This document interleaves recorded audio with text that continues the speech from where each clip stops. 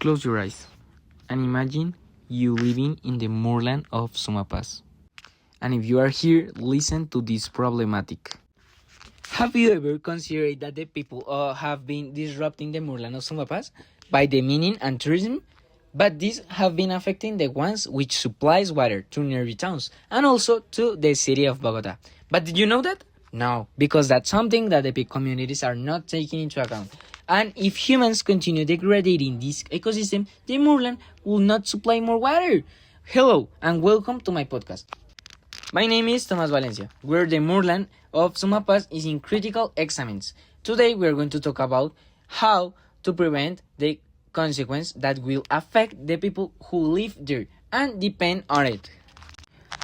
During periods of conflict, human activity and contamination degrade this ecosystem, reducing its ability and stability to regulate and provide water. Having as a result, water may not reach the population but that depend on it, increasing environmental and social challenges in the future.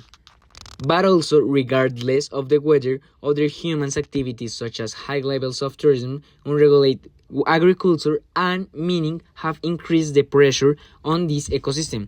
Meanwhile, these activities contribute to contamination, especially through waste and land use changes. Although some regulations have been introduced since 2011, and do you think that problem finished? No, this problem persists, and they continue to impact the ecosystem and its capacity to provide water. However, there is not only this type of problem, also the tourism, in which an article supports that there is an excessive tourism. Do you know how many persons visits the moorland? Or do you think that this moorland is prepared to that amount of people? And the answer is no, the moorland is not prepared. And also, their average is on 150,000 visitors to this territory. But would you think what are the disadvantages? And it also destroys frailejones. You think that's the only thing? But these have been affected the ones that live there, without of controlling them, without of any problem. It has been demonstrated that these high altitude wetlands function as natural water storage systems, where precipitation is absorbed. However, this balance has been disrupted by anthropogenic interference. It has been observed that during periods of armed conflict, environmental governance was allowing the contamination and the land degradation. Furthermore, do you think that this is regulated? And it has been established that unregulated tourism and agricultural these have been observed many years ago. The expansion have been accelerate soil and the biodiversity loss.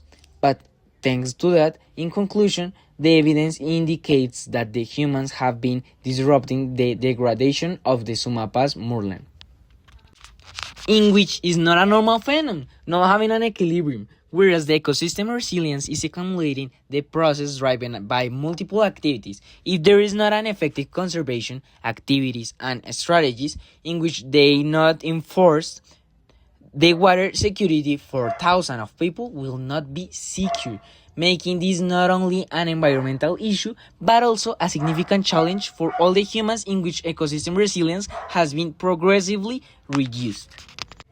And if they don't take care on the water conservation, do you think it will make the persons change? No. By the same way, if effective conservation are not forced, the water security for thousands of people will be risked, making this not only an environmental issue but also a significant challenge. Thank you for listening. And I expect that you like. If you want to listen more of this enjoyable podcast, please follow.